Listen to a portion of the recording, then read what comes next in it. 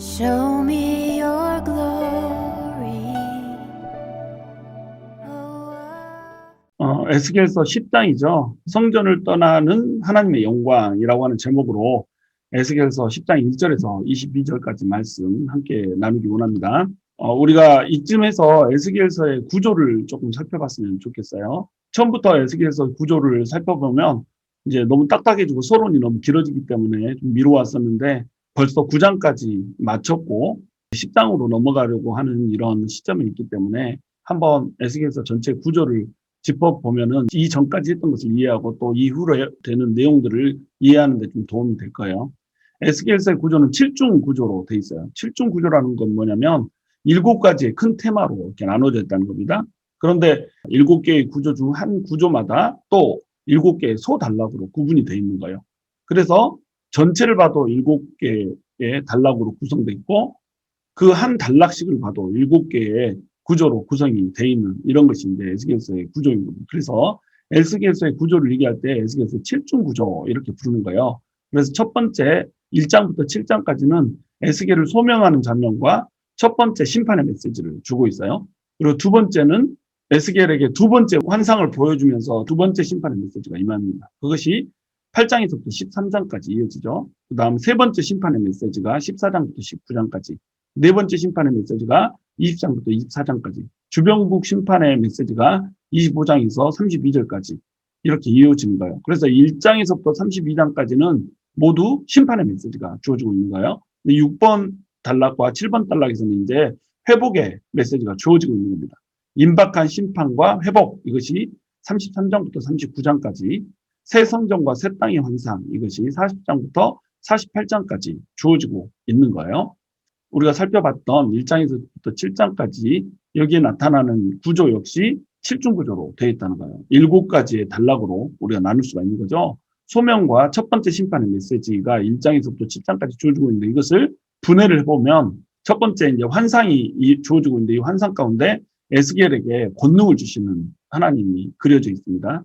그리고 두 번째 권능의 메시지, 세 번째 권능의 메시지 이렇게 환상 가운데 주어지고 그 다음에 이제 상징 행위가 나타나고 있는 거예요. 그래서 진흙 서판을 만들어 놓고 진흙 서판에다가 예루살렘 성을 그리게 하죠. 그리고 이 예루살렘 성읍 옆에서 430일 동안 칼잠을 자게 만드는 거예요. 왼쪽으로만 누워서 390일을 자고 오른쪽으로만 누워가지고 40일을 자고 이런 식으로 된다고 그랬죠. 그래서 각 일수가 년이라고 그랬어요. 430년 애굽에서 종살이 했던 이스라엘 백성들을 상징함과 동시에 또 430년 동안 하나님의 품을 떠나서 범죄했던 이스라엘의 백성들을 얘기한다고 그랬어요. 그래서 390년은 북이스라엘의 범죄, 40년은 남유다의 범죄, 마지막에 이제 므낫세 왕 이후로 펼쳐졌던 40년 동안의 범죄를 얘기한다고 그랬죠. 그런 것들을 상징하면서 칼잠을 자게 만들고 그 다음에 쇠똥에다가 불을 지펴서 떡을 구워먹게 하는 장면이 이제 나왔던 거죠. 그 다음에 이제 또 다른 상징 행위가 나타나죠. 그것이 머리털과 수염을 깎는 행위로 나타났어요. 하나님께서 바벨론을 통해서 심판을 하실 것이고 바벨론을 피해서 애굽으로 도망갔던 자들도 멸망하게 될 것이고 그러나 남겨진 자들은 하나님께서 구원하겠다라고 하는 것을 이렇게 천에다가 쌓아서 보관해 놓은 수염으로 이제 상징을 했던 이런 것들을 우리가 볼 수가 있는 겁니다. 그리고 나서 6번째 단락에서 우상 숭배 장소인 산들을 하나님께서 심판하시는 이 장면이 6장에 그려지고 그 다음에 이스라엘의 교만과 탐욕에 대한 재앙 또한 7장에서 그려지는 모습을 우리가 볼 수 있었던 거죠. 이제 두 번째 심판의 메시지가 이어지고 있어요. 우리가 지금 보고 있는 8장부터 13장까지 두 번째 심판 메시지가 이어지는데 환상으로 시작해요. 첫 번째 메시지도 뭘로 시작했죠? 환상으로 시작했죠. 그런데 그 환상은 어디에서 본 환상이었어요? 그발강가에서 봤던 환상이었던 겁니다. 근데 이 두 번째 심판 메시지는 텔아비브라고 하는 집에서 본 환상인 거예요. 여러분 그림에 보시면 바벨론이 나와 있죠. 왼편에 이스라엘이 있고 이 이스라엘에서 바벨론까지 포로로 잡혀가 있는 이런 상황인 겁니다. 이 상황 가운데 그발 강가에서 첫 번째 환상을 보면서 하나님의 영광이 임하고 그 하나님의 영광이 성전에서 떠나시는 모습들을 보여주면서 이제 심판이 임할 것이다 이렇게 해줬는데 두 번째 환상을 다시 보여주는 거예요. 또 하나님의 영광이 임했는데 하나님의 영광이 성전에서 떠나고 심판이 임하는 메시지를 반복해서 얘기를 해주는 겁니다. 이렇게 반복해서 얘기를 해주는 이유가 뭐겠어요? 이스라엘 백성들이 말을 해도 안 듣는 거예요. 이 환상이 거짓인 것처럼 느껴지는 거예요. 그럴 리가 없다는 거예요. 그러니까 하나님께서 다시 보여주시고 심판이 명확히 임하고 있다라고 하는 메시지를 전해주고 있는 겁니다. 아까도 살펴봤듯이 우리가 구조를 보면 심판의 메시지만 4번 주어지잖아요. 이스라엘 백성들이 있는 심판의 메시지만 4번 심판의 메시지를 주는 겁니다. 무려 1장에서 24장까지 심판의 메시지를 계속 주는 거예요. 이런 메시지를 계속 줬던 이유가 뭘까요? 안 들어먹거든요. 심판한다고 해도 하나님이 무서운 줄을 모르는 거예요. 이 시대에 우리 크리스찬들이 하나님이 무서운 줄을 모르는 것과 똑같은 이치죠. 아무리 말씀을 선포하고 이렇게 살면 안 된다라고 얘기하고 이렇게 살면 징계가 임한다라고 얘기하는데도 징계가 임하기를 더디 임하니까 하나님의 백성들이 죄악을 범하기에 담대하다. 심판의 메시지를 계속해서 주는 이유, 심판의 메시지를 주고 또 줘도 이 말을 받아들이고 회개를 하지 않는 겁니다. 그래서 심판의 메시지를 주면서 계속 심판의 메시지 다음에 하나님께서 하고 계시는 말씀이 뭐예요? 너희가 이것을 통하여서 내가 여호와인 줄을 알 것이다. 이 말씀을 계속 해주는 거예요. 심판을 주시는 것도 하나님이시고 또 회복을 시키는 것도 하나님이시고 모든 역사의 주관자는 바로 하나님이다. 심판이 임하는 모습을 보면서 도무지 이루어질 것 같지 않은 심판, 이것이 임하니까 이것이 바로 하나님으로부터 왔다라고 하는 것을 너희가 좀 알라는 거죠. 그리고 또한 절망 가운데서 도무지 이루어질 것 같지 않은 구원을 주어버리니까 구원 가운데서 또한 여호와라고 하는 것을 하나님의 백성들이 알게 된다는 거예요. 하나님께서는 지금 이러한 계시들을 보여주는 이유가 뭐예요? 징계를 보여주신 이유가 뭡니까? 또 회복시켜주는 이유가 뭐예요? 하나님이 어떤 분인지 알라는 거죠. 하나님이 어떤 분인지 알고 하나님의 뜻대로 하나님을 사랑하라는 거죠. 하나님을 경배하라는 거죠. 이것이 하나님의 의도라는 거예요. 하나님의 의도는 우리와 하나님의 관계가 심판 가운데서 회복되어지기를 원하세요. 그리고 회복시켜 줌으로써 하나님이 우리를 사랑하고 있다라고 하는 것, 그리고 지속적으로 하나님과의 관계를 맺기를 원하신다라고 하는 것, 이것을 보여주고 계신다는 겁니다. 그러니까 환상 가운데서 반복적으로 보여주는 거죠. 첫 번째 환상은 그발강에서, 두 번째 환상은 에스겔이 살고 있었던 텔 아비브의 집에서 이렇게 보여주는 거예요. 그래서 성전에서 우상 숭배를 하고 있는 이스라엘의 지도자들, 이스라엘 백성들의 모습을 보여주는 겁니다. 이스라엘의 리더십부터 망가져 있었잖아요. 그 장면이 8장에 그려지고 있는 거예요. 근데 이것과 대조해서 이제 그려지고 있는 모습이 뭐냐면 하나님의 영광이 성전 안에 계시는 것, 이걸로 이제 그려지고 있는 거예요. 성전 안에 하나님이 하나님의 영광으로 딱 거하고 계시는데 이곳에서 우상 숭배를 해버린 겁니다. 그러니까 이 성전에서 하나님이 떠나겠다라고 얘기를 하는 거예요. 그리고 하나님께서 성전을 떠나시면서 이스라엘의 백성들에게 주어졌던 이 보호의 장벽이 걷어지고 이들은 바벨론이라고 하는 이방인들의 칼날 앞에 놓이게 될 것이라고 하는 것을 8장에서 이제 보여주는 겁니다. 9장에서는 지난주에 우리가 살폈듯이 환상의 두 번째 파트로 예루살렘이 심판받는 모습을 보여주고 있어요. 그런데 기억하시죠? 먹 그릇을 옆구리에 차고 나타난 세마포 입은 천사가 이마에다 표식을 남겨주죠. 그게 인친자인 거예요. 심판이 임하지만 심판자 중에 표식을 받은 자는 남겨놓고 심판한다는 거예요. 인친자에 대한 구원, 남은 자에 대한 구원, 이것을 얘기를 해주는 거죠. 이때 이제 하나님의 영광은 어디에 머물러요? 지성소에서 성전 문지방으로 떠나고 있는 겁니다. 지성소에 있다, 가장 거룩한 곳에서 있다가 성전 문지방으로 나와 계시는 모습으로 그려지고 있는 거예요. 그리고 나서 이제 오늘 볼 장면이 바로 10장의 세 번째 이제 환상의 장면이에요. 이것이 뭐 환상을 세 번으로 나눠서 보내줬다는 얘기가 아니라 환상이 이렇게 구분된다는 겁니다. 환상의 스토리를 쭉 쪼개보면 이렇게 돼 있다는 거예요. 환상의 세 번째 스토리는 뭐냐면 숯불에 타버린 예루살렘이 죄악으로 말미암아서 하나님께서 숯불을 갖다가 이제 뿌려버리니까 예루살렘이 다 타는 장면. 그리고 하나님의 영광은 이제 성전에서 완전히 떠나는 장면. 이 장면이 10장에서 그려지고 있는 겁니다. 그러면 하나님의 영광은 어디에서 어디로 옮겨요? 지성소 안에 계셨던 그 하나님이 성전 문지방으로 나왔다면 10장에서는 성전 문지방에서 공중으로 떠서 이제 올라가서 완전히 떠나고 있는 이런 장면들을 보여주시는 겁니다. 나머지 이제 부분들은 너무 길어지니까 각각의 장들을 설명할 때 다시 짚고 넘어갈 수 있도록 그렇게 할게요. 그래서 이제 드디어 10장으로 이제 들어가면 10장 1절에 이에 내가 보니 그룹들 머리 위 궁창에 남보석 같은 것이 나타나는데 그들 위에 보좌의 형상이 있는 것 같더라. 이렇게 그려져 있어요. 하나님이 임재하실 때는 그룹 천사들이 온다고 그랬죠. 그룹 천사들은 하나님의 위엄을 상징하고 하나님의 영광을 보좌하는 이런 역할을 하는 것이 그룹 천사라고 그랬어요. 하나님의 영광을 그룹 천사들이 보호를 해줘야 되는 건 아니에요. 천사들이 하나님의 영광을 감히 보호해 줄 수가 없죠. 하나님의 영광은 그 누구도 침탈할 수 없죠. 그러나 천사라고 하는 장치를 주변으로 깔면서 그 위험을 극대화시키고 이미지화시키고 있는 거죠. 그룹 천사 4명이 서로 동서남북으로 날개를 맞대고 사각형 모양으로 있잖아요. 그 사각형 모양으로 있는 위에 하나님의 보좌가 있는 거예요. 하늘에 남보석 같은 것이 있다는 거예요. 남색의 보석 같은 그런 것이 휘황찬란하게 펼쳐 있고 거기 위에 이제 보좌의 형상이 쭉 펼쳐져 있는 겁니다. 그러면 이 보좌에는 누가 앉아 계실까요? 하나님이 앉아 계시는 거예요. 자, 2절 하나님이 가는 베옷을 입은 사람에게 말씀해 이르시되 너는 구름 밑에 있는 바퀴 사이로 들어가 그 속에서 숯불을 두 손에 가득히 움켜가지고 성읍 위에 흩으라 하시매 그가 내 목전에서 들어가더라. 이렇게 돼 있죠. 하나님이 가는 배의 옷을 입은 사람에게 명령을 하세요. 이 가는 배의 옷을 입은 사람은 누군가요? 9장에 등장했던 그 사람이죠. 하나님께서 진노를 하셔서 우상 숭배를 하는 이스라엘의 백성들을 심판하기 원하세요. 그 심판을 누구를 통해서 수행하세요? 천사들을 통해서 수행하시죠. 그래서 천사 6이 등장하는데 칼을 들고 등장해서 배기 시작하는 겁니다. 물론 이 칼은 이제 바벨론의 칼날로 현실적으로는 수행이 되어지죠. 그러나 영적으로는 천사들이 칼을 들고 나와서 심판을 수행하는 걸로 그려지고 있는 겁니다. 그런데 이 6명의 천사들 외에 1명의 천사가 더 나온다고 그랬죠. 그 사람이 입은 옷이 뭐예요? 가는 베옷을 입었다는 거예요. 세마포옷을 입었다는 거죠. 그리고 먹그릇을, 잉크통을 차고 있다는 거죠. 그 잉크통을 가지고 인쳤어요.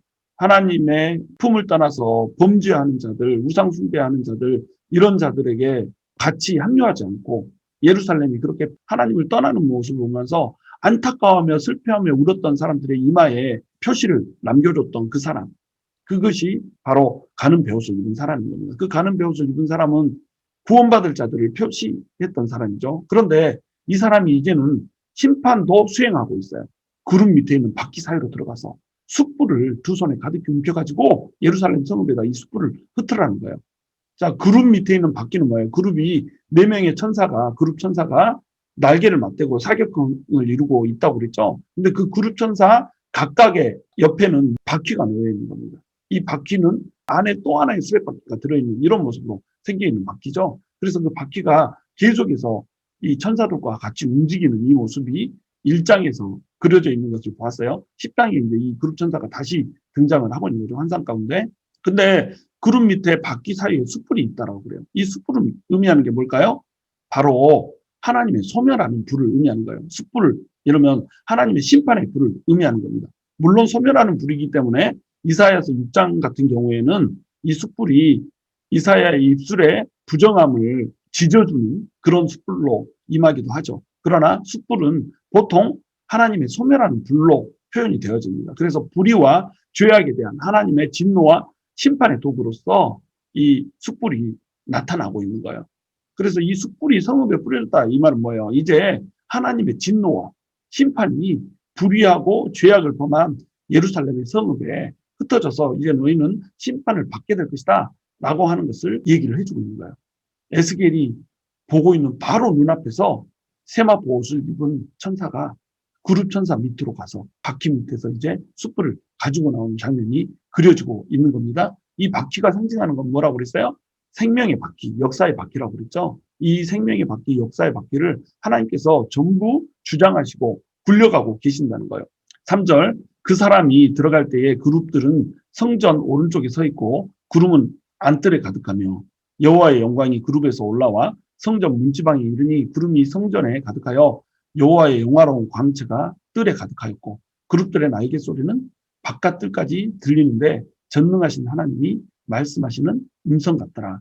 자, 하나님이 그룹 천사들에 둘러싸여서 등장을 하죠. 그러면 그 사람이 들어갈 때 그룹들이 어디에 있었냐? 성전 오른쪽에 있었다는 거예요. 성전 오른쪽은 성전 남쪽을 의미하는 거예요. 이 성전 남쪽은 북쪽하고 전혀 반대 방향이죠.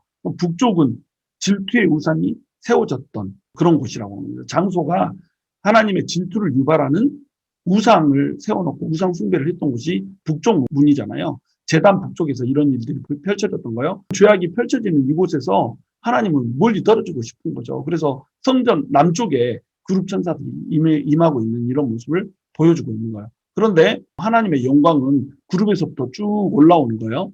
하나님의 영광이 올라왔다 그러면 하나님이 올라왔다 이 말인 겁니다. 하나님을 형상으로 우리가 볼 수가 없잖아요. 에스겔에게 환상으로 보여주는데도 에스겔은 하나님의 형상을 볼 수가 없어요. 하나님의 영광만 볼 수가 있죠. 하나님 자체를 볼 수 있는 게 아니라 하나님의 영광의 광채를 보는 겁니다. 하나님의 영광의 광채가 혹 떠올라서 성전 문지방으로 쫙 임하는 거예요. 그러면 성전 문지방에 임할 때 구름이 어떻게 해요? 성전에 가득하게 쫙 깔리는 겁니다.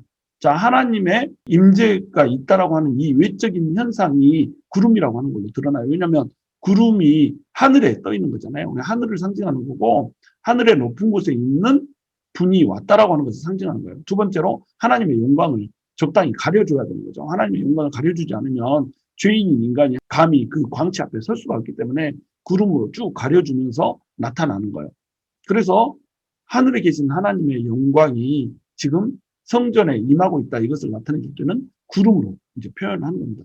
두 번째로 하나님의 영화로운 광채가 뜰에 가득하다고 그래요. 이 하나님의 영화로운 광채, 여호와의 영화로운 광채는 1장에서 보면 무지갯빛 형상으로 그려주고 있어요. 1장 28절을 보면 무지갯빛으로 쭉 영화로운 광채가 펼쳐져 있는 이런 모습들을 볼 수가 있는 거죠. 지금 이 무지개라고 하는 것을 누가 사용하고 있죠? 동성애자들이 이 무지개를 자기들의 상징처럼 이용하고 있잖아요. 그런데 이것은 하나님의 영광에 대한 사실은 도전행위고 하나님의 영광을 더럽히는 행위입니다. 하나님께서 무지개를 펼쳐주면서 노아의 홍수 이후에 다시는 물로 심판하지 않겠다 이렇게 약속을 하신 게 뭐예요? 바로 무지개잖아요.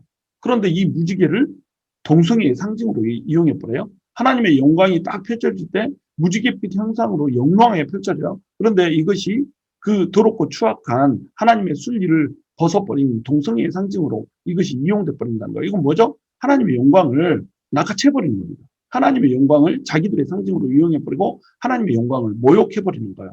그러니까 하나님이 진노하실 수밖에 없는 거죠. 5절에 보시면 그룹들의 날개 소리가 나오죠. 자, 하나님의 그 영광이라고 하는 것이 구름으로 표현되어 있고 영광의 광채로 표현되어 있고 이번에는 그룹들의 날개 소리로 표현되고 있습니다. 그룹들의 날개 소리가 바깥들까지 들리는 거예요. 지금 하나님은 안뜰에 있잖아요. 안뜰과 바깥들은 담으로 구분이 되어 있어요. 바깥들은 이제 백성들이 머무는 곳이죠. 그리고 안뜰은 제사장들이 머무는 곳이죠. 날개 소리가 안뜰에서 막 펼쳐지고 있는데 바깥들까지 소리가 들리는 거예요. 그게 얼마나 날개치는 소리가 컸단 말이에요. 날개치는 소리는 전능하신 하나님의 말씀하시는 음성같이 들리는 거예요. 이때 전능하신 하나님은 엘샤다이라고 돼 있어요. 엘샤다이가 히브리어로 전능하신 하나님이잖아요. 이 엘샤다이라고 하는 말은 하나님의 전능하심이 모든 인류의 역사를 다 통치하고 모든 주관자들도 통치하고 하늘의 것이나 땅의 것이나 다 통치한다는 거예요. 그런데 이 하나님을 버리고 이스라엘 백성들이 감히 하나님을 섬겨야 되고 하나님을 영광스럽게 모셔야 되는 성전의 안뜰에서 우상 숭배를 행해버렸다는 거예요. 이스라엘 백성들은 바벨론을 의지했고 아수르를 의지했고 애굽을 의지하고 그들의 신들을 의지하면서 하나님을 떠나버렸어요. 그러나 그들 위에 누가 있다는 거예요? 하나님이 계시다는 겁니다. 모든 것들을 만드신 분도 하나님이시고 모든 제국들을 만드신 분도 하나님이시고 그들이 섬기고 있는 그 신들도 실제하는 신이 아니라 피조물들을 신격화시켜 놓은 것인데 그 신격화된 피조물들을 전부 다 누가 만들었다는 거예요? 하나님이 만들었다는 겁니다. 그러니까 그것들을 만드신 그 전능의 하나님이 그룹들의 날개치는 소리를 통한 위엄으로 펼쳐지고 있는 거예요. 6절 하나님이 가는 베옷을 입은 자에게 명령하시기를 바퀴 사이 곧 그룹들 사이에서 불을 가져가라 하셨으므로 그가 들어가 바퀴 옆에 서매 그 그룹이 그룹들 사이에서 손을 내밀어 그 그룹들 사이에 있는 불을 집어 가는 베옷을 입은 자의 손에 주매 그가 받아가지고 나가는데 그룹들의 날개 밑에 사람의 손 같은 것이 나타나더라.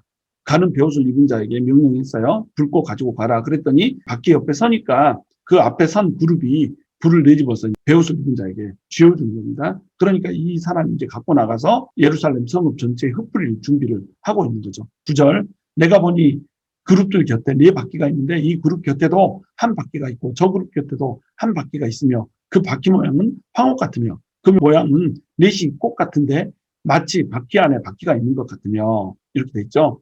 네 명의 천사들이 서로 날개를 맞대고 동서남북으로 정사각형을 이루고 서 있는 모습이라고 설명을 했었어요. 1장에서.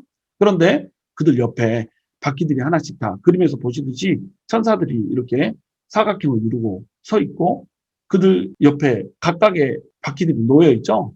그리고 이 바퀴는 바퀴 안에 또 바퀴가 있는 모습으로 이렇게 그려져 있는 거예요. 이 바퀴가 상징하는 게 뭐라고 그랬죠? 역사의 수레바퀴를 주관하신 하나님을 상징한다고 그랬어요. 바퀴 안에 바퀴는 또 뭐겠어요? 그 역사 속에서 살아가고 있는 인생의 수레바퀴를 상징한다고 그랬죠. 그래서 역사도 하나님이 주관하고 인생의 수레바퀴도 하나님이 주관하는 거예요. 역사는 굴러가는 거예요. 하나님이 굴리신 겁니다. 인생도 자그마한 역사죠. 역사 속의 역사죠. 이것도 굴려가는 거예요. 하나님이. 모든 역사와 모든 생명의 주인이 누구라는 거예요? 하나님이라는 거죠. 그러니까 우리는 하나님의 작정과 섭리하에서 살아가는 겁니다. 하나님께서 이 모든 세상의 일들을 이미 작정하셨어요. 그러면 이제 이런 질문을 할 수 있죠. 그러면 우리가 범하는 죄악도 우리가 겪는 고통도 하나님께서 작정하신 것이냐? 이것을 이제 허용적 작정이라고 부르는 겁니다. 하나님이 고통을 만드시지 않았어요. 하나님이 죄를 만드시지 않으셨죠. 그러나 허용적 작정이라고 하는 거예요. 하나님이 그렇게 하지 못하게 하면 그렇게 못하지만 하나님 허용하신 겁니다. 왜? 자유의지를 주셨기 때문에. 자기들 스스로 판단하고 자기들 스스로 결정해서 이렇게 할 수 있게 한 거예요. 그러나 이 중에서 살아남을 자들을 하나님께서 또 작정하신 거죠. 이것을 적극적 작정이라고 부르는 거죠. 하나님은 허용적 작정과 또 적극적 작정, 주도적 작정을 통하여서 이미 다 작정해 놓으셨어요. 그래서 이 작정대로 하나님께서 이끌어 가시는 거예요. 이것을 이제 하나님의 섭리라고 부르는 겁니다. 하나님께서는 우리를 섭리하세요. 하나님의 뜻대로 우리를 주도하고 계시고 우리를 주도하기 위해서 우리 인생도 굴려가시고 우리 역사도 굴려가시는 거라는 겁니다. 그러니까 이 안에서 우리가 해야 될 일은 뭐예요? 우리의 자유의지를 발동해서 정말로 하나님의 뜻 가운데서 성결하게 살아가야겠다라고 하는 이 결단을 우리가 할 수 있는 거예요. 그리고 또한 반면에 우리는 하나님을 철저히 신뢰하면서 갈 수 있다는 겁니다. 하나님의 작정 안에서 이미 우리는 택정받은 자잖아요. 하나님의 섭리 안에서 우리는 이미 모든 것이 합력하여서 선을 이루시는 하나님의 뜻 안에 있는 자들이잖아요. 그러므로 우리에게는 승리가 이미 결정되어 있고 우리 인생에는 이미 하나님의 풍요라고 하는 것, 충만이라고 하는 것이 작정된 존재들이라고 하는 거죠. 우리 인생 하나님이 책임진다고 하는 겁니다. 그러니까 인생의 역사의 수레바퀴 에서 인생이 굴러가는 우리 개인의 작은 축소판 역사 속에서 우리가 일희일비하면서 한 가지 일에 슬퍼하고 한 가지 일에 일타하고 한 가지 일에 또한 기뻐하고 한 가지 일에 황홀해하면서 이렇게 갈 필요가 없다는 거예요. 기쁠 때에 하나님께 감사하고 슬플 때에 하나님께 기도하면서 우리 이렇게 하나님만을 바라보고 가야 된다고 하는 겁니다. 모든 인생의 주인이 하나님이시기 때문에 모든 역사의 수레바퀴를 주관하신 분이 하나님이시기 때문에 우리는 하나님을 떠나서는 절대 안 된다라고 하는 거예요. 11절 그룹들이 나아갈 때는 사방으로 몸을 돌리지 않고 나아가되 몸을 돌리지 않냐고 그 머리 향한 곳으로 나아가며 이렇게 돼 있죠. 그룹들이 나아가는 모습들, 이 모습들을 보면 우리가 어떻게 하나님을 섬겨야 되는지 이 모델을 제시받을 수가 있어요. 여러분, 이 그룹 천사들이 하나님을 수호하고 하나님을 수종두는 사람들 있잖아요. 하나님의 사역자란 말이죠. 하나님이 명령하는 것을 그대로 수행하는 자들이란 말이죠. 그런데 이 천사들이 사방으로 날개를 맞대고 서 있잖아요. 사방으로 날개를 맞대고 서 있으니까 어떤 천사가 한 방향으로 가면 다른 천사는 뒤로 가야 되는 거잖아요. 그런데 직진해서 이렇게 간단 말이죠. 사방으로 몸을 돌리지 않고 자기가 향하고 있는 방향 쪽을 바라보고 이때 왼쪽으로 가면 오른쪽에 있는 사람은 뒤로 가야 되는 거예요. 북쪽에 있는 사람이 앞으로 가면 남쪽에 있는 사람은 뒤로 가야 되는 거죠. 이렇게 섬긴다는 겁니다. 자, 연결된 그룹 천사들 4명이 연결되어 있는데 이 연결된 4명의 천사들 안에 수레바퀴가 하나 존재하는 게 아니라 바퀴가 4개가 각자 존재해요. 각자 담당하고 있는 바퀴가 있어요. 각자 굴려야 되는 바퀴가 있죠. 이것이 바로 섬기는 자의 태도라는 거예요. 모두 각자가 담당하고 있는 사명이 있어요. 각자가 굴려야 되는 바퀴가 모든 사람들에게 주어져 있는 겁니다. 우리에게도 이게 주어져 있어요. 우리가 굴려야 되는 바퀴가 우리에게 있어요. 그런데 우리는 이 일을 어떻게 해요? 나 혼자 하는 게 아니라는 겁니다. 하나님이 부르심을 받은 집단을 통하여서, 교회를 통하여서, 형제 자매를 통하여서 함께 이 사명을 감당하는 거예요. 혼자 사명 감당한다고요? 안 돼요. 같이 연합하여서 감당하게 만들어 놓으셨거든요. 그래서 천사들이 4명이 날개를 맞대고 있는 것처럼 우리도 날개를 맞대고 하나님의 영광을 호위할 수 있는 겁니다. 나 혼자 하나님의 영광 드러낼 수 없는 거예요. 연합하여서 함께 공동체로 하나님의 영광 드러내는 겁니다. 하나님께서는 믿는 한 예배자를 부르신 거 아니에요? 하나님께서는 예배하는 공동체, 예배 공동체를 부르신 거예요. 하나님은 성도 한 사람을 부른 게 아니에요. 하나님께서는 교회를 부르신 겁니다. 성도 이 개념 자체가 믿는 무리잖아요. 집단을 부르실 거예요. 공동체를 부르신 거죠. 그러니까 공동체가 섬길 때는 어때요? 각자가 각자의 바퀴를 가지고 각자의 소명을 가지고 일을 하죠. 열심히 하죠. 그런데 어떻게 해요? 서로 연합해서 감당한다는 겁니다.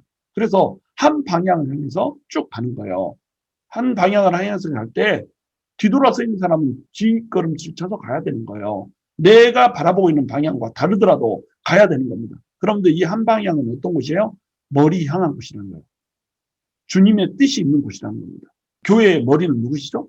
예수님이시죠. 예수님이 어디를 바라보고 있는가에 따라서 그곳을 향해서 가는 거예요. 주님 뜻 있는 곳을 향해서 자기 주장하지 말고 내 뜻과 정반대일지라고 한다고 할지라도 내가 뒷걸음질 쳐서 가야 된다고 할지라도 주님 뜻이 있는 그곳으로 가야 되는 거예요. 그러니까 교회에서는 절대로 자기 주장을 하면 안 됩니다. 하나님의 뜻이라고 분명히 확신이 있을 때 이때 주장하는 거예요. 내 욕심 채우기 위해서 내 주장을 내세우면 절대 안 된다는 거죠. 하나님의 뜻이면 내가 바라보는 방향과 반대 방향으로도 가는 겁니다. 그래서 연합이라고 하는 것이 중요한 거예요. 교회 전체가 하나님이 뜻하는 방향대로 가야 되는 거예요. 그것이 내 뜻과 맞지 않아요? 순종하는 겁니다. 그리고 내 주장 펼치느라고 연합을 깨트리면 안 돼요. 나는 하나님께서 이쪽 방향으로 가라고 해서 한쪽 방향으로 가고 있는데 나는 그 방향 싫어라고 튀쳐나가서 이쪽으로 고집하고 저쪽으로 고집하고 그러면 4명의 천사가 그룹 천사들이 전부 다 찢겨져서 따로 노는 거예요. 그러면 그 위에 연합된 그 직사각형 위에 존재하셔야 되는 하나님의 보좌는 어디로 가라는 거예요. 그러니까 교회가 연합하여서 자기 주장하지 않고 한마음 한뜻으로 하나님 바라보면서 하나님이 원하시는 방향으로 갈 때에만 그 위에 하나님은 좌정하시고 그 위에 하나님이 임재할 수 있다는 겁니다. 이것이 그룹 천사들을 통해서 우리에게 보여주는 거라는 거예요. 우리가 에스겔서 1장에서 이미 다뤘던 내용이지만 10장에서 다시 한번 나오고 있기 때문에 우리도 다시 한번 다룹니다. 이것을 10장에서 다시 보여주시는 이유, 에스겔이 다시 기록하는 이유는 뭐예요? 이거를 보여줬는데도 이대로 백성들이 살지 않는 거예요. 그때 한 설교네요. 그때 한 성경 공부네요. 그대로 사란 말이죠. 그대로 살면 이 성경 공부 안 해도 되는 거예요. 그대로 못 사니까 지속적으로 반복적으로 다시 얘기하고 있는 거예요. 에스겔도 똑같아요. 그대로 이스라엘 백성들이 못 받아들이고 순종하지 못하고 살지 못하니까 다시 얘기를 해주고 있는 겁니다. 자기 주장하지 말고 연합하여서 내 방향과 전혀 반대되는 방향이라도 하나님이 가고자 하는 방향이라고 한다면 갈 수 있어야 되는 것. 이것이 모든 성도들의 마땅한 도리라고 하는 거예요.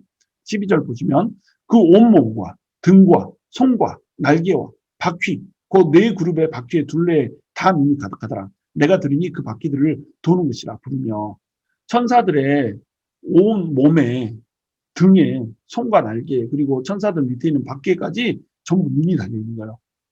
좀 무서운 모습이죠. 눈이 얼마나 많다는 거 도대체. 이 눈들이 달려있어서 세상들을 다 보고 있다는 거예요. 이 바퀴가 상징하는 것이 세상의 역사라고 하는 거죠. 이 역사를 전부 하나님이 다 보고 있다는 거예요. 이 세상의 인생들이 살아가는 모습을 하나님이 다 보고 계신다는 말이에요. 하나님은 전지하세요. 하나님은 모든 것을 통찰하시고 모든 것을 아시는 분이세요. 우리의 심령에 품은 마음까지도 아시고 우리의 숨은 동기도 아시고 우리의 은밀한 죄도 아시고 우리가 은밀히 행하여서 왼손이 한 것을 오른손이 모르게 하고 오른손이 한 것을 왼손이 모르게 하는 모든 선한 행위들도 하나님께서는 다 보고 계신다는 거죠. 하나님은 우리의 속사정을 하세요. 우리의 아픔도 아시고 슬픔도 아시고 질고도 아시고 우리가 현재 바라고 있는 우리의 소망도 아시고 우리의 고통도 아세요. 하나님 모든 거 아신다는 겁니다. 그러니까 하나님 앞에서 우리가 이방인들이 하는 것처럼 무엇을 먹을지 무엇을 마실지 무엇을 입을지 이런 기도 하지 말라고 하는 이유가 이것 때문에 그래요. 너희는 먼저 그의 나라와 그의 의를 구하라. 그리하면 이 모든 것을 너희에게 더하시리라. 우리가 하나님 앞에서 해야 되는 것, 하나님의 영광 위해서 사는 것, 이거 한 가지 뿐입니다. 그러면 하나님께서는 모든 거 알고 계시잖아요. 그룹 천사들의 몸에 눈이 달려있다니까요. 바퀴에 눈이 달려있다니까요. 그러니까 하나님은 이 세상을 다 보고 계시고 우리의 모든 요구도 아픔도 알고 계신단 말이죠. 그럼 우리가 하나님의 영광을 위해서 하나님 나라 위해서 기도하고 하나님께 나아가면 하나님께서는 어떠신다는 거예요? 우리의 모든 필요대로 도와주신다는 거예요. 또 우리가 은밀히 품은 마음의 죄악까지 다 알고 계시기 때문에 우리가 성결하게 하나님 앞에 나아가야 된다는 거예요. 그렇지 않으면 하나님은 모든 것을 통찰해 보시기 때문에 사람들은 속일 수 있어도 하나님은 속일 수가 없다는 겁니다. 14절 그룹들에게는 각기 4면이 있는데 첫째 면은 그룹의 얼굴이요, 둘째 면은 사람의 얼굴이요, 셋째는 사자의 얼굴이요, 넷째는 독수리의 얼굴이더라. 그룹들이 올라가니 그들은 내가 그 발강가에서 보던 생물이라. 4개의 얼굴을 하고 있다고 나와 있죠. 이거 여러 번 설명했어요. 사람의 얼굴, 사자의 얼굴, 소의 얼굴, 독수리의 얼굴을 하고 있는 겁니다. 이 얼굴들은 각각 예수 그리스도의 속성을 상징한다고 그랬어요. 예수님은 완벽한 사람입니다. 예수님은 모든 동물의 왕이 사자인 것처럼 모든 인류를 다스리는 왕이시죠. 그리고 예수님도 소예요. 소는 희생 제물로 쓰여졌잖아요. 하나님께 순종하여서 인류를 위해서 피 흘리셨고 죽기까지 충성하신 본을 보이셨고 모든 인류들을 위해서 자기의 목숨까지도 바친 그 희생의 모습을 보여준 것이 바로 예수 그리스도죠. 이것이 소의 모습으로 그려져 있고 독수리는 하늘에 속했다는 겁니다. 하나님의 아들이라는 거예요. 하나님의 아들이신 그 예수님이 독수리의 모습으로 표현되고 있는 거죠. 그래서 4개의 얼굴을 한 그룹, 이것은 예수 그리스도의 속성을 표현하고 있다. 우리가 이렇게 이해를 하면 된다는 겁니다.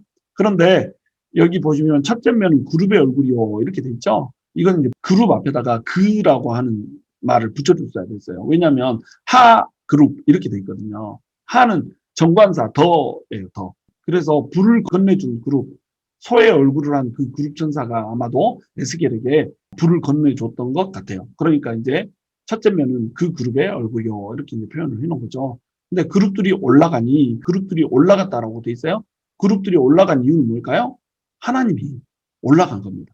성전에 계시던 하나님이 성전의 안쪽들에 계시다가 그 안쪽들에서 일어나셔가지고 공중으로 쭉 떠서 올라가시는 거예요. 성전에 머무시던 하나님의 영광이 어떠고 있어요? 성전을 떠나고 있는 겁니다. 성전을 떠나서 하나님이 올라가니까 그룹들도 어때요? 하나님 따라가야 될 거 아니에요. 하나님 따라서 쭉 올라가는 거예요. 하나님을 성전을 떠나니까 영광을 보좌하면서 같이 떠나고 있는 그룹들의 모습들이 보여주고 있죠. 이것은 내가 그발강가에서 보던 생물이다. 그발강가에서 보던 생물인데 이 생물들의 모습을 이렇게 자세하게 다시 표현해 주는 이유는 뭘까요? 안 들어먹으니까. 이스라엘 백성들이 환상을 얘기해줘도 안 들으니까 다시 여기서 얘기를 해주고 있는 겁니다. 16절 그룹들이 나아갈 때는 바퀴도 그 곁에서 나아가고 그룹들이 날개를 들고 땅에서 올라가려 할 때에도 바퀴가 그 곁을 떠나지 아니하시며 그들이 서면 이들도 서고 그들이 올라가면 이들도 함께 올라가니 이는 생물의 영이 바퀴 가운데 있습니다라. 이렇게 돼 있죠. 생물의 영이 바퀴 가운데 있습니다라. 이 말은 천사들이 따로 있고 천사들의 영만 뭐 바퀴에 있다 막 이런 뜻으로 이해하면 안 돼요. 천사들의 영이 바퀴까지도 임해 있다 이런 것을 의미하는 겁니다. 그러니까 천사의 영이 바퀴까지 쭉 퍼져 있어서 천사들이 가면 바퀴도 같이 가는 이런 모습으로 이제 그려지고 있는 거예요. 이것은 이제 바퀴가 상징하는 것이 모든 인류를 상징하고 모든 역사를 상징한다고 그랬잖아요. 그러므로 이것은 이제 내주하시는 성령님을 상징하는 거예요. 바퀴 안에 영, 이것은 내주하시는 성령님. 우리가 인생의 한 바퀴라고 한다면 성령님은 그 하나님의 백성들의 안에 내주하시는 겁니다. 한 바퀴에 내주하시듯이 그렇게 성령님이 내주하시는 거예요. 성령님이 내주하시는 이유는 뭐예요? 성령님이 움직이는 대로 우리도 따라서 함께 떠서 움직이고 성령님이 가면 가고 성령님이 서면 서는 그런 자들로 우리를 삼기 위해서 우리 안에 내주하고 계신다는 겁니다. 우리를 보호하고 인도하시는 것이 바로 우리의 성령님이라는 거죠. 그러니까 우리 인생의 바퀴인 우리는 어떻게 해야 돼요? 하나님이 가라는 대로 가고 하나님이 서라는 데서 서면 되는 겁니다. 이것이 우리가 마땅히 해야 될 도리라는 거예요. 근데 그룹 천사들이 쭉 떠서 가는데 바퀴가 똥 떨어져가지고 따로 논다고 생각을 해보세요. 바퀴 혼자서 막 굴러가고 있다고 생각해보세요. 우리는 하나님께서 가라는 곳에서 가고 서라는 데서 서야 되는 겁니다. 이스라엘 백성들이 이걸 못했던 거예요. 이스라엘 백성들은 하나님이 가라는 곳에 가지 않았어요. 하나님이 가는 곳에 같이 가지 않았어요. 하나님이 서신 곳에 같이 서지 않았고 따로 놀았어요. 전혀 하나님이 별개인 것처럼 자기 인생의 바퀴를 자기 스스로 굴리면서 이렇게 살았던 거죠. 결국 하나님을 먼저 그들이 떠났기 때문에 하나님이 성전에서 떠나고 있는 모습으로 결과를 맺고 있는 겁니다. 18절 여호와의 영광이 성전 문지방을 떠나서 그룹들 위에 머무르니 이렇게 돼 있죠. 하나님의 영광이 성전 문지방을 떠나고 있어요. 드디어 이제 성전 문지방을 떠나서 하나님의 영광이 더 이상 하나님의 백성들 위에 있지 않고 공중으로 가버리는 이런 모습으로 그려지고 있는 겁니다. 하나님을 백성들이 버렸기 때문에 너네가 나를 버리면 나는 너희들을 떠나겠다라고 하는 그 언약대로 이제 성소를 떠나고 있는 거예요. 이것이 세상에서 가장 슬픈 일이라는 겁니다. 우리는 하나님을 떠나 있으면서도 이것이 슬픈 일이라고 하는 사실을 알지 못해요. 근데 하나님은 이제 알죠. 하나님은 우리를 떠나는 것이 세상에서 가장 슬픈 일이죠. 왜냐하면 우리를 창조하신 목적이 우리랑 함께 하시려고 창조했잖아요. 우리랑 사랑 나누려고 창조하신 거잖아요. 그런데 하나님의 백성이 하나님을 떠나버렸네. 하나님의 백성을 떠날 수밖에 없는 거예요. 하나님의 백성이 먼저 떠나버렸기 때문에. 그러니까 이것이 세상에서 가장 슬픈 일이죠. 우리가 이것이 하나님이 우리 안에 머물지 않고 하나님의 임재가 사라져버린 것이 우리에게 가장 슬픈 일이라고 하는 것을 우리가 알아야 한단 말이에요. 우리 이런 노래 있잖아요. And the saddest thing under the sun above is to say goodbye to the one you love. 이 노래가 뭐 세상 노래지만 사실은 그대로 의미를 살펴보세요. 우리에게 있어서 가장 슬픈 건 뭐예요? 사랑하는 분이 떠나버렸다라고 하는 거, 이것이 가장 슬픈 거잖아요. 이것을 세상의 이치 속에서 담아놓은 거예요. 우리가 인생 살면서 하나님 배제하고 인생 살면서 우리 인생에서 제일 슬픈 거, 내 목숨을 던져서 죽어버리고 싶다라고 하는 슬픔까지 갖게 하는 거, 이거 뭔가요? 우리가 돈 잃었을 때, 사업에서 망했을 때, 그때 아니에요. 내 사랑하는 사람이 떠나버렸을 때 죽고 싶다는 마음 같잖아요. 그렇죠? 시련의 아픔만큼 아픔이 어디 있어요? 배우자를 잃은 아픔만큼 이 아픈 고통이 없다면서요. 아픈 상실감이 없다면서요. 그러니까 사랑이 떠나버렸다. 이것만큼 슬픈 일이 없는 겁니다. 그러면 이것이 가장 슬픈 일로 인생사 가운데 하나님이 만들어 두신 그 이유는 뭐겠어요? 하나님과 사람이 창조된 그 원리를 사람들 사이의 사랑으로 지금 표현을 해주고 있는 거예요. 우리한테 있어서 가장 슬픈 and the saddest thing 뭐예요?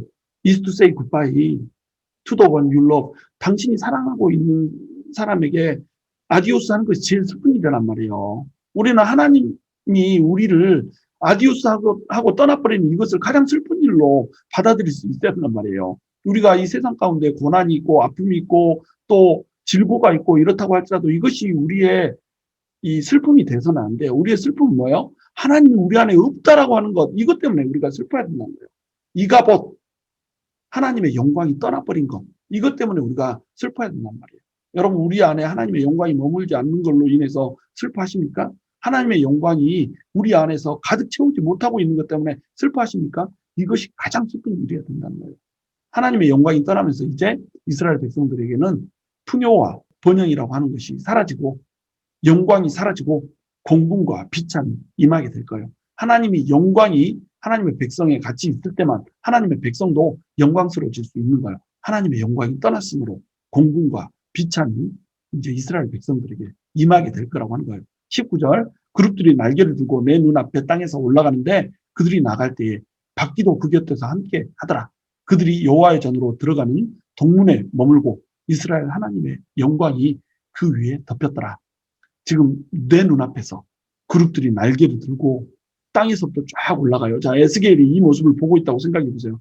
성전에서 방금까지 머물고 있던 하나님의 영광, 그 하나님의 영광을 수호하고 있던 그룹들, 이 그룹들이 내 눈앞에 있었는데 내 눈앞에서 지금 하나님의 영광도 하늘로 쭉 성전을 떠나서 올라가고 있고 하나님을 둘러싸고 있던 그 그룹들도 하나님의 영광을 따라서 쭉 올라가고 있고 그룹들 주변에 있던 그 옆에 있던 바퀴들도 그룹들 따라서 쭉 올라가고 있고 이 모습을 에스겔이 보는 심정이 어떻겠어요? 가슴 아프겠죠. 이런 모습이 우리한테 펼쳐지면 안 된다는 거예요. 우리한테 이런 모습이 펼쳐지지 않기 위해서는 어때요? 우리가 하나님을 떠나면 안 된다는 겁니다. 하나님 안에 우리가 머물러야 된다는 거예요. 하나님 안에서 우리가 살아내야 된다는 겁니다. 하나님이 떠나는 순간, 하나님의 임재가 떠나는 순간 백성에 대한 보호와 인도도 떠나는 거예요. 그러면 우리는 하나님을 절대로 떠나서는 안 돼요. 하나님이 우리를 떠나게 해서는 안 돼요. 하나님의 영광이 우리를 벗어나게 해서는 안 된다는 겁니다. 여호와의 전으로 들어가는 동문에 그룹 천사들이 머물렀더라고 이렇게 얘기하고 있어요. 이 동문이라고 하는 건 뭐냐면 안뜰에서 바깥뜰로 가는 동쪽 문이에요. 그러니까 지금 성전 문지방에서 바깥쪽 동문으로 떠나고 있는 겁니다. 그런데 동문에서 하나님이 어떻게 하세요? 잠시 머물고 계시잖아요. 여호와의 전으로 들어가는 동문에 머물고 이렇게 돼 있죠. 하나님의 영광이 그 위에 덮였다가 동문에 하나님의 영광이 머물러. 그럼 동문에 하나님의 영광이 그대로 있겠다는 거예요? 아니에요. 이제 떠나고 있는데 동문에서 머물고 있는 겁니다. 지금 하나님이 아쉬워하고 계시는 거예요. 난 너네를 떠나고 싶지 않은데 너네가 나를 떠났기 때문에 어쩔 수 없이 떠나야 되는 하나님의 이 심정이 이해가 되세요? 세상에서 가장 슬픈 일을 지금 당하고 계신 하나님의 찢어지는 마음이 이해가 되시나요? 이 마음이 이해가 돼야 되는 거예요. 동문에 머물고 지금 하나님의 영광이 그 위에 덮이고 계시면서 나 떠나고 싶지 않은데 이스라엘 백성들과 사랑을 나누고 싶은데 이 백성들이 왜 나를 떠나서 나를 배신하고 세상에 존재하지 않는 그 허상을 쫓으며 살아가고 있는가? 백성을 여전히 사랑하고 계시는 그 하나님의 심정을 여러분 느낄 수 있어야 되는 겁니다. 하나님께서는 여전히 백성들을 사랑하고 있어요. 하나님을 떠나버렸어도 하나님께서는 이곳을 차마 떠나지 못하고 떠나기로 작정하셨는데 잠시 이곳에 머물면서 그곳을 쳐다보고 계셔야 되는 그 하나님의 심정. 그 심정이 이해가 되십니까? 이것이 우리를 향한 하나님의 사랑이라는 거예요. 바로 떠나는 바로 이 길로 하나님께서는 70년의 시간이 지나고 나면 다시 돌아오실 거예요. 이 성전에 하나님의 영광이 다시 임하게 될 거예요. 떠났던 바로 그 길을 다시 돌이켜서 하나님이 오게 될 거예요. 하나님이 우리를 사랑하시는 겁니다. 우리가 죄악 가운데 머물고 우리가 하나님을 떠났다고 할지라도 하나님은 사랑하시는 거예요. 비록 하나님의 영광을 잠시 우리에게서 걷어간다고 하실지라도 하나님께서는 우리를 사랑하시는 거예요. 우리는 그 하나님 배신하면 안 돼요. 그 하나님이 떠나야 되는데 차마 떠날 수 없어서 잠시 머물고 계시면서 가슴 아프게 우리를 쳐다보면서 눈물을 흘리게 만드는 그런 일들을 우리는 범해서는 안 되는 거예요. 우리 하나님 떠나지 마십시다. 하나님의 품에 머물면서 동문에 머물며 피눈물을 흘려야 되는 이 하나님의 그 눈물을 보게 되는 일을 우리 경험하지 맙시다. 20절 그것은 내가 그발 강가에서 보던 이스라엘의 하나님 아래에 있던 생물이라. 그들이 구름인 줄을 내가 아니라 각기 내 얼굴과 내 날개가 있으며 날개 밑에는 사람의 손 형상이 있으니 그 얼굴의 형상은 내가 그발 강가에서 보던 얼굴이며 그 모양과 그 몸도 그러하며 각기 곧게 앞으로 가더라. 1장에서 설명했던 모습하고 그대로 똑같이 설명하고 있죠. 이스라엘의 하나님의 아래에 있던 생물이라고 이렇게 표현하고 있어요. 이스라엘의 하나님이 맨 위에 있고 그 밑에 그룹 천사들이 호위하고 있는 겁니다. 동서남북을 바라보면서 날개를 맞대고 서로 서 있는 거예요. 모든 것이 하나님 아래에 있다는 거예요. 그룹 천사도 하나님 아래에 있고 하늘의 천사들도 전부 하나님 아래에 있고 또 역사와 개인의 바퀴들도 전부 하나님의 아래에 있다는 거예요. 그런데 이 하나님이 누구의 하나님이에요? 이스라엘의 하나님이라는 거예요. 하나님의 백성들의 하나님이라는 겁니다. 이 하나님이 모든 역사를 주관하고 있다는 거예요. 그래서 잠시 하나님이 이스라엘 백성을 떠난다고 할지라도 이 역사의 통치자이신 하나님이 이제 모든 것을 다시 회복시킬 거라고 하는 이 암시를 주고 있는 거예요. 영광 가운데 임하시고 있는 하나님, 그 하나님이 이제 모든 역사의 주관자라는 거예요. 너희 하나님 믿지 말라는 거예요. 내가 잠시 떠나지만 잠시 떠나는 하나님을 너네가 상기하면서 왜 우리가 이러한 공군과 비참에 처하게 되었는지 이것들을 상기하라는 거예요. 그리고 하나님께로 되돌리라는 겁니다. 그러면 나는 누구의 하나님이 되는 거예요? 이스라엘 하나님이 되는 거예요. 악을 행하였다 하더라도 죄악을 범하여서 징계를 받고 있는 타임테이블 안에 있다고 할지라도 나는 여전히 너네의 하나님이라는 거예요. 그러므로 너네는 돌이키라, 회개하라. 너네의 하나님, 내가 너네를 다시 보호하고 인도하는 그 자리로 돌아올 것이다. 하나님께서 이렇게 말씀해 주고 있는 거예요. 그런데 이것이 그발강가에서 봤던 그 환상이라는 겁니다. 이미 얘기했잖아. 이미 그발강에서 환상 에스겔서 2장에서 보고 내가 소명받고 하나님께서 주시는 그 권능 받고 그 권능으로 너네한테 기이한 행동들을 해가면서 소똥으로 구운 떡을 먹어가면서 너네들에게 이미 말했잖냐. 왜 말 안 듣니? 왜 하나님께서 이상 보여주고 환상 보여주셨다고 얘기하는데 말을 안 듣니? 말 좀 들어라. 이렇게 얘기하고 있는 거예요. 에스겔서를 통해서 우리에게 이미 얘기했잖니. 수많은 선지자들을 통해서 이미 얘기했잖니. 역사서를 통하여서 서신서를 통하여서 문학서를 통하여서 모세오경을 통하여서 이미 말했잖니. 믿음의 선배들을 통하여서 그리고 우리 주변에 펼쳐져 있는 모든 신앙의 본보기를 보이는 사람들을 통해서 이미 얘기했잖니. 말 좀 들어라 이거예요. 말 좀 들어라.